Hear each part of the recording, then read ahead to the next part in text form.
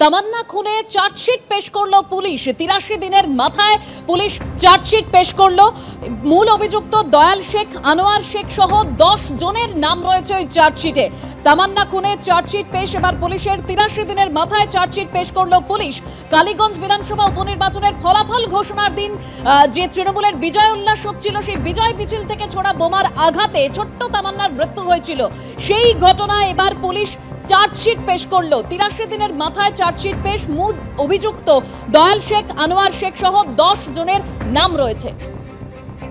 আরো তথ্য আমরা জানবো বিস্তারিত। আবির দত্ত আমাদের প্রতিনিধি রয়েছেন টেলিফোন লাইনে। আবির, 340 পাতার এই যে চার্জশিট পেশ করা হয়েছে, এটা কালীগঞ্জে যে ঘটনা ঘটেছিল, যেখানে বোমা ছোড়ার অভিযোগ এবং বোমা ছোড়াতে আহত মৃত্যু হয় তামান্নার, এবং এই যে ঘটনা ঘটে সেই ঘটনার পর তদন্ত শুরু করে স্থানীয় পুলিশ, কালীগঞ্জ থানার পুলিশ, এবং 10 জনকে গ্রেপ্তার করা হয়েছিল। এবং যেটা জানা যাচ্ছে যে আজকে 83 দিনের মাথায় এই প্রথম চার্জশিট পেশ করা হয়েছে। এক্সপ্লোজিভ সাবস্টেন্স অ্যাক্ট ছাড়াও খুনের অভিযোগ সেখানে রয়েছে, এবং 10 জনের নামে, যাদের নামে এই চার্জশিট পেশ করা হয়েছে, দয়াল শেখ, আনোয়ার শেখ, আদর শেখ সহ মোট 10 জন যাদেরকে গ্রেপ্তার করা হয়েছিল। তুমি জানো যে এই ঘটনার পর কিন্তু অভিযোগ তুলেছিলেন পরিবারের সদস্যরা যে কিভাবে একজন শিশুকে হত্যা করা হয়েছিল এই বোমা ছুড়ে, এবং সেদিনকে এই উপনির্বাচনের ফল ঘোষণার পর এই ঘটনা ঘটে। এবং এরপর তাদের তরফ থেকে অভিযোগ করা হয়েছিল পুলিশি নিষ্ক্রিয়তার, এবং তাদের বক্তব্য ছিল যে তারা প্রায় 24 জনের নাম বলেছেন, কিন্তু 10 জনের বেশি কাউকে গ্রেপ্তার করা হয়নি তাদের তরফ থেকে। মূলত তারা এই যে ঘটনার প্রকৃত তদন্ত তারা চাইছিলেন, এবং ইতিমধ্যে আমরা দেখেছি যে 83 দিনের মাথায় এই চার্জশিট পেশ করা হয়েছে।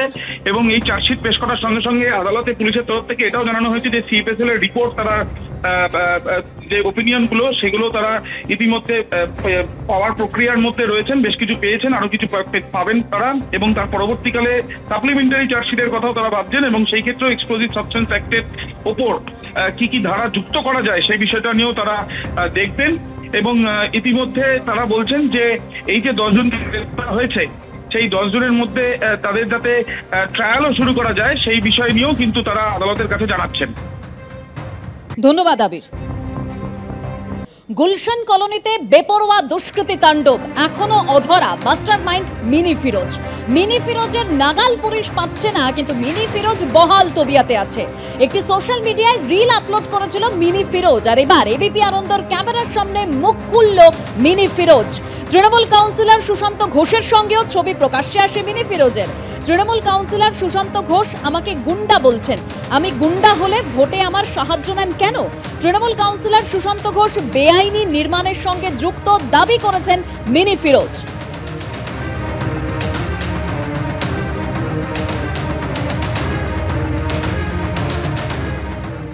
सुशांत कुमार घोष जो 108 नंबर वार्ड के जो काउंसलर है, वो मेरा खिलाफ लीगल एक्शन ले, मुझे मेरे ऊपर केस करे, कोर्ट लेके जाए मुझे, तो फिर हम उधर आपको कोर्ट में हम बताएंगे कि हम झूठ बोल रहे थे या सच बोल रहे थे। और 4 साल में जब वो मुझे गुंडा बोला कि हम गुंडा थे, तो इलेक्शन में, कौन से इलेक्शन में वो हमसे हेल्प क्यों लिए? तो गुंडा का तो हेल्प लेना नहीं चाहिए था, बहुत साफ़ सुथरा आदमी है वो। और कस्बा थाना में जाके पता करे कि सुशांत कुमार घोष का नाम से कितना कंप्लेन है, ठीक है। वो जो पार्टी में है वही पार्टी का एक लेडीज़ काउंसलर को परेशान किया हुआ है।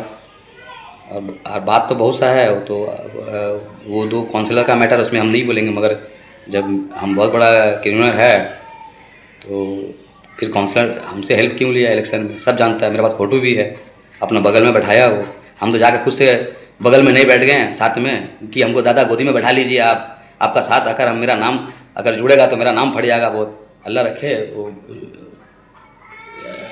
कोई काउंसलर या कोई एमएलए का साथ फ़ोटो खिंचा के छोड़ने का हमको शौक़ नहीं है, मगर कुछ बात ऐसा होता है कि आदमी जिसको किसी को मानता है कि चलो भाई अगला को माने साथ देना। আপনারা শুনলেন মিনি ফিরোজ বলছেন যে তৃণমূল কাউন্সিলর আমাকে গুন্ডা বলছেন, যদি আমি গুন্ডা হই তাহলে ভোটের সময় আমার থেকে সাহায্য নেন কেন? আর এবার আপনাদের সামনে রাখবো সুশান্ত ঘোষ, 108 নম্বর ওয়ার্ডের তৃণমূল কাউন্সিলর, তিনি কি বলেছেন তার বক্তব্য রাখবো। তার আগে কি বলেছেন সুশান্ত ঘোষ আরো বিস্তারিত আমরা জানবো আমাদের প্রতিনিধি অনির্বাণ বিশ্বাসের কাছ থেকে। অনির্বাণ,